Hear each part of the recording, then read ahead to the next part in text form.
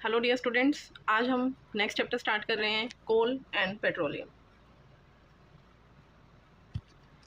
First point is natural resources. Everything that nature provides is considered as a natural resources. मतलब जो हमें nature से मिल रहे हैं, जो भी सब्सटेंस हमें मिल रहा है, that is known as natural resources. ये हमारी इकोनॉमी को इंक्रीज करने में हेल्प करते हैं। मीन्स हम इनको सेल कर सकते हैं, परचेज कर सकते हैं। Natural resources can be broadly categorised into two types. दो टाइप्स होते हैं इनके, inexhaustible natural resources and exhaustible natural resources. Inexhaustible natural resources क्या होते हैं? These resources are abundant in nature, means nature के अंदर बहुत ज़्यादा अमाउंट में होते हैं। And these are unlikely to be exhausted as a result of human activities, कि जो हम इनको ह्यूमन एक्टिविटीज़ के द्वारा यूज़ करते हैं उससे हम इनको एग्जॉस्ट नहीं कर सकते, डिप्लीट नहीं कर सकते हैं। For example sunlight and air. Sunlight को आप कितना भी यूज़ करें आपको वो मिलती रहेगी, एयर को जितना यूज़ करते जा रहे हैं आपको वो एयर भी मिलेगी। तो these are the inexhaustible. Second is exhaustible natural resources. These are scarce, means जो लिमिटेड अमाउंट में होते हैं, एक बार अगर आपने उनको यूज कर लिया तो फिर वो डिप्लीट हो जाते हैं। तो can quickly become depleted if they are over used. बहुत ज़्यादा यूज अगर आप कर रहे हैं उनका तो वो क्विकली डिप्लीट हो सकते हैं। इनमें एग्जांपल्स हमारे forest, wildlife, minerals, coal, petroleum and कुछ अदर नेचुरल रिसोर्सेज होते हैं। तो ये एग्जॉस्टिबल के अंदर आते हैं। इनमें से ये हमारे कुछ नेचुरल रिसोर्सेज रिन्यूएबल होते हैं and some are the non renewable. Renewable and non renewable, name से पता चल रहा है। रीन्यू मीन्स आप फिर से उनको रिन्यू कर सकते हैं, फिर से उनको बना सकते हैं। और नॉन रिन्यूएबल होते हैं जिनको आप फिर से नहीं बना सकते, या फिर अगर रिन्यू करना है, हमने बनाने हैं वो, तो बहुत हज़ारों साल लग जाते हैं। जैसे कोल एंड पेट्रोलियम का एग्जांपल आप देखेंगे कि इनको बहुत ज़्यादा टाइम लगता है, बहुत साल लग जाते हैं इनको बनने में। तो these are the non renewable, means आप इनको रिन्यू नहीं कर सकते। अगर एक बार ये ख़त्म हो गई तो इनको बनने में बहुत लंबी प्रोसेस लगती है। तो कोल, पेट्रोलियम एंड जो नेचुरल गैस होते हैं ये हमारे नॉन रिन्यूएबल नेचुरल रिसोर्सेज होते हैं।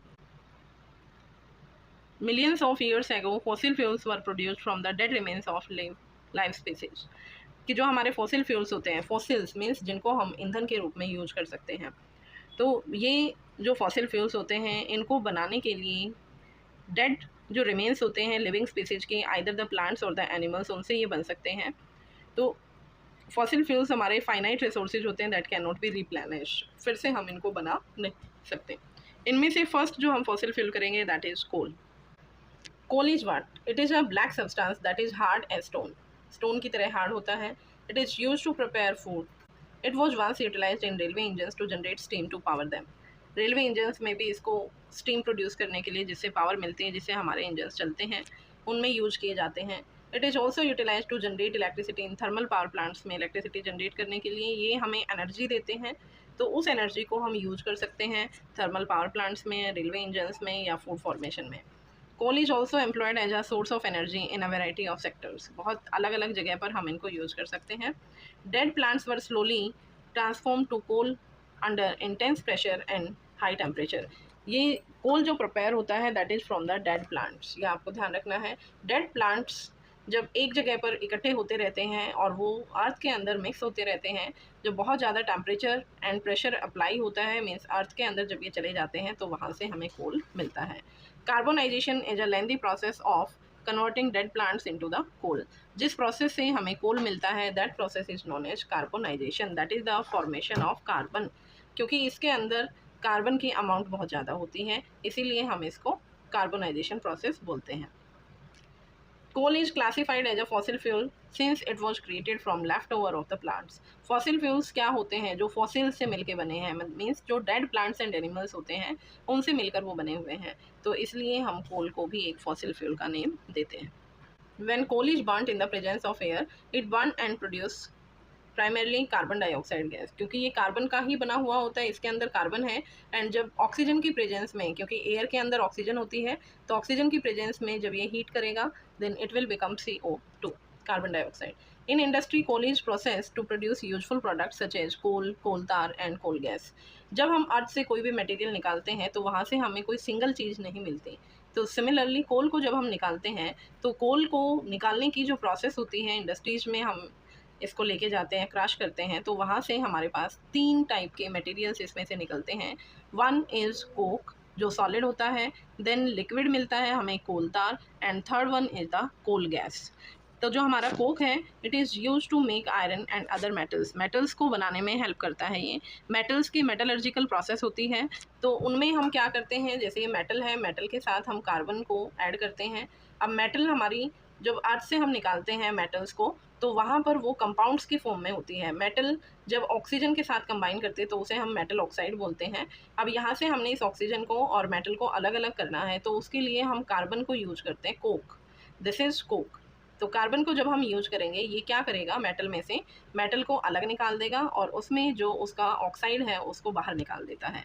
तो इस तरह से हम मेटल्स को निकालने में कोक को यूज करते हैं। लिक्विड जो हमारा कोल तार होता है it is use to make dyes, drugs बनाने में हेल्प करता है और परफ्यूम्स बनाने में हेल्प करता है। Third is the coal gas जो हमारा इंडस्ट्रीज के अंदर एज अ फ्यूल यूज होता है। ये हम वन बाय वन करेंगे। Coke, it is a dark rough porous substance and it's a carbon that is practically completed free of the impurities. Carbon की मैक्सिमम अमाउंट होती है इसके अंदर, और इम्प्योरिटीज नहीं होती। Coke is utilise in the production of steel as well as the extraction of variety of the metals, metals को extract करने में हेल्प करता है। Next is coal tar. Coal tar it is a dark thick liquid with in obnoxious order, means तीखी सी अजीब सी smell आती है इसमें से। It is made up of almost 200 different chemicals होते हैं इसके अंदर। It is used as starting material for the manufacture of various substance in our everyday life, for example synthetic dyes, drugs, explosives, perfume, plastic, paints, photographic materials, roofing materials, इन सबको बनाने के लिए हम कोल तार को यूज़ करते हैं। Coal tar is also use to make naphthalene balls, जो घरों में हम नैप्थलीन बॉल्स रखते हैं उनको बनाने में ये हेल्प करता है। Use to repel moths and other insects, जो इंसेक्ट्स आ जाते हैं घरों में, इंसेक्ट आ जाते हैं, तो कोल तार का स्प्रे जब कर दिया जाता है तो वहाँ से ये रिमूव हो सकते हैं। एक बिटुमिन, पेट्रोलियम, जैसे कोल को निकालने में हमारे पास ये 3 चीज़ें निकलती हैं, कोल तार, कोल गैस। सिमिलरली पेट्रोलियम को जब हम निकालते हैं तो वहाँ से भी हमारे पास बहुत सारे साइड प्रोडक्ट्स निकलते हैं। One is bitumen. बिटुमिन को आजकल हम कोल तार की जगह यूज करने लग गए हैं। It is now use to metalise roads in place of coal tar. Coal तार की जगह हम बिटुमिन को भी यूज करते हैं। Third is coal gas. Coal gas is created when coal is process to make coke. Coke को जब हम निकालते हैं तब कोल गैस हमें मिलती है गैस की फॉर्म में। Many companies near coal processing plants use it as a source of energy. जो स्ट्रीट इल्यूमिनेशन लाइट्स होती हैं वहाँ पर कोल गैस को यूज किया जाता है। It is now employed as a heat source rather than a light source. अब इसको हम लाइट के बजाय वहाँ पर यूज करते हैं जहाँ एज अ हीट हमें वो चाहिए, हीट उसमें से निकलती है और उसको दूसरी किसी भी चीज़ को हम उससे गर्म कर सकते हैं। Second fossil fuel is the petroleum. Petrol and diesel are made from petroleum. Petrol और जो डीजल होते हैं वो पेट्रोलियम से मिलके बनते हैं, ये नेचुरल रिसोर्स होता है। Petroleum is formed from the word Petra and oleum. Petra means rock and oleum means oil, since it is obtained from between the rocks beneath the earth. अर्थ के नीचे जो रॉक्स होती हैं हमारे, उनके बीच में हमें पेट्रोलियम मिलता है।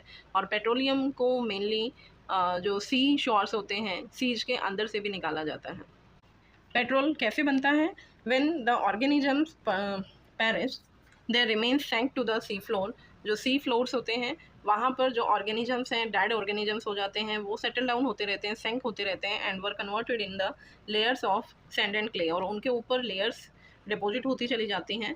एंड अर्थ के नीचे बहुत ज़्यादा हाई टेम्परेचर एंड प्रेशर होता है, so the absence of air, high temperature and high pressure turn the dead organisms into the petroleum and natural gas over millions of year. Millions of years के बाद जो animals dead होते चले जाते हैं वहाँ से हमें क्या मिलता है? फिर पेट्रोलियम एंड नेचुरल गैस। कोल हमें प्लांट से मिलता है, एंड जो पेट्रोलियम और नेचुरल गैस होते हैं they are obtained from the animals. अब ये पेट्रोलियम के साइड प्रोडक्ट्स यहाँ पर फिगर के अंदर आप देख सकते हैं, जैसे परफ्यूमरी, परफ्यूम्स बनाने में, explosives, plastic, synthetic rubber, synthetic fibres, dyes, varnishes, spirit, lubricants, cooking oil, asphalt, paraffin wax and liquid जो फ्यूल्स हैं, पेट्रोल एंड डीजल हैं, ये सब हमें जब हम पेट्रोलियम का एक्सट्रैक्शन करते हैं स्टेप बाय स्टेप, जब उसको हीट करते हैं, ये डिफरेंट टेम्परेचर कंडीशंस होती हैं, इन पे अलग अलग टेम्परेचर्स पे हमें ये मिलते चले जाते हैं। Now the refining of the petroleum, कैसे हम पेट्रोलियम को रिफाइन करते हैं।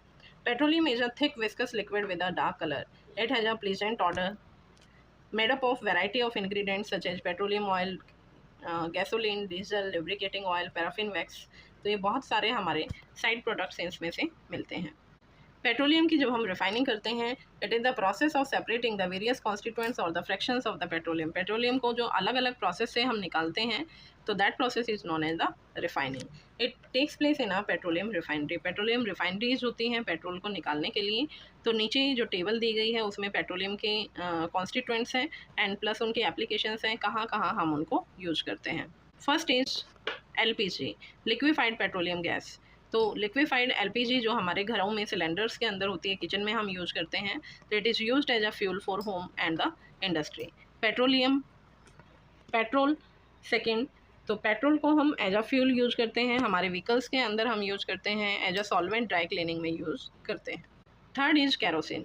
कैरोसिन को हम एज अ फ्यूल, जैसे स्टोव्स जो पहले के टाइम में स्टोव यूज़ करते थे, लैम्प्स एंड जो जेट एयरक्राफ्ट्स होते हैं उनके अंदर कैरोसिन को यूज किया जाता है। Next one is diesel. Diesel heavy motor vehicles में, जैसे ट्रक्स होते हैं, बसेज होती हैं, इलेक्ट्रिक जनरेटर्स होते हैं, उनके अंदर यूज किया जाता है। नेक्स्ट लुब्रिकेटिंग ऑयल, ये लुब्रिकेशन में यूज़ किए जाते हैं, जहाँ जॉइंट्स होते हैं, जहाँ पर हमारे कोई भी हम मेटेलिक ऑब्जेक्ट बनाते हैं, जैसे विंडोज़ वगैरह, दरवाजे होते हैं हमारे, तो और व्हीकल्स के अंदर, तो उनमें हम लुब्रिकेशन, चिकनाहट प्रोवाइड करने के लिए इसको यूज़ करते हैं। Next is paraffin wax, candles बनाने में, वैसलिन, ऑइंटमेंट्स बनाने के लिए यूज़ करते हैं। Bitumen, paints and road surfacing के अंदर इसको यूज़ किया जाता है। रोड्स बनाने में आजकल हम कोल तार के बजाय बिटुमिन को ज़्यादा यूज़ करने लग गए हैं। पेट्रोलियम एंड जो नेचुरल गैस हैं, these are use to make a variety of useful compounds, these are also called as the petrochemicals, means the chemicals which are produced from the petrol. They are used in manufacturing of products like detergents, fibers, polythenes and other man-made जो polymers होते हैं उनको बनाने में use होते हैं। Fertilizers are made from hydrogen gas which is derived from the natural gas. Natural gas में हमारा यूरिया होता है, जहाँ से हाइड्रोजन गैस निकलती है, उसको हम फर्टिलाइजर्स बनाने में यूज़ करते हैं। Petroleum is sometimes known as black gold due to very high commercial value. Gold हम देखते हैं, गोल्ड का बहुत ज़्यादा रेट होता है, तो सेम ऐसे ही पेट्रोल, क्योंकि ये बहुत ज़्यादा कमर्शियली यूज किया जाता है, कमर्शियल स्केल पर यूज किया जाता है, इसीलिए इसको हम ब्लैक गोल्ड का नेम दे सकते हैं।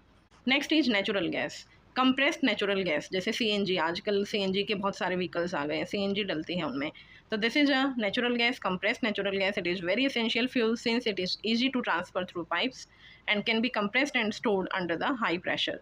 It does not pollute the environment, क्योंकि इसमें से कोई पॉल्यूशन, कोई गैस नहीं निकलती, सो इसका जो कैलोरीफिक वैल्यू होती है, हाई कैलोरी हमें इससे मिलती है एंड एनवायरनमेंट को ये पोल्यूट नहीं करता। CNG is utilize to generate electricity. It is now used as a transportation vehicle fuels के अंदर यूज किया जाता है, क्लीनर फ्यूल है ये। Natural gas is also utilize as a raw material in the production of wide range of chemicals and the fertilizers बनाने में use करते हैं। एनॉर्मस नेचुरल गैस रिजर्व्स हैं ये। नेचुरल गैस को, इसको हम स्टोर कर सकते हैं इंडिया के अंदर, तो बहुत सारे रिजर्व्स हैं। Natural gas has been discovered in Tripura, Rajasthan, Maharashtra and जो हमारा कृष्णा गोदावरी डेल्टा है, वहाँ पर नेचुरल गैस मिलती है। Availability of coal and petroleum is restricted, we should use them with the caution, क्योंकि जो कोल एंड पेट्रोलियम है हम इनको यूज़ करते जा रहे हैं, तो यहाँ से पॉल्यूशन भी रिलीज होता है कोल पेट्रोलियम के जो व्हीकल्स होते हैं, प्लस ये नॉन रिन्यूएबल सोर्सेज होते हैं। एक बार यूज़ करने के बाद अगर हम ज़्यादा अमाउंट में इनको यूज़ करते रहेंगे तो ये डिप्लीट भी हो जाएंगे। The petroleum conservation research association in India offers tips on how to save petrol and diesel when driving. तो हमारा जो PCRA है, एक एसोसिएशन बना हुआ है, तो वो गाइडलाइंस प्रोवाइड करता है कि किस तरह से हम जब ड्राइविंग करते हैं तो पेट्रोल एंड डीजल को सेव कर सकते हैं। तो ये हमारे पॉइंट्स हैं। Drive at a consistent and moderate speed, कि एक ही कॉन्टीन्यूस एक ही स्पीड पे हमें व्हीकल को चलाना चाहिए एज फार एज फिजिबल, जहाँ तक पॉसिबल होता है। Turn off the motor eight traffic signals, अगर ट्रैफिक सिग्नल्स हैं, हमें लगता है कि यहाँ टाइम लगेगा, तो हमें मोटर को बंद कर देनी चाहिए, इंजन को बंद कर देना चाहिए। Maintain proper tyre pressure proper maintain करना चाहिए। Ensure that the car is maintained on a regular basis, कि हमें उनकी सर्विसिंग करवाते रहना चाहिए। अब ये आप यहाँ पर पिक्चर के अंदर देख सकते हैं, जब हमें जो क्रूड ऑयल मिलता है, क्रूड ऑयल होता है जो कच्चा ऑयल जिसको बोला जाता है, इस ऑयल को हम इन फर्निशिंग टैंक्स के अंदर डालते हैं। आपको ये पिक्चर में दिखाई दे रहा है यहाँ से ये। तो इसके अंदर जब हम डालते हैं, अब इनमें डालने के बाद यहाँ से टेम्परेचर बढ़ना शुरू हो जाता है।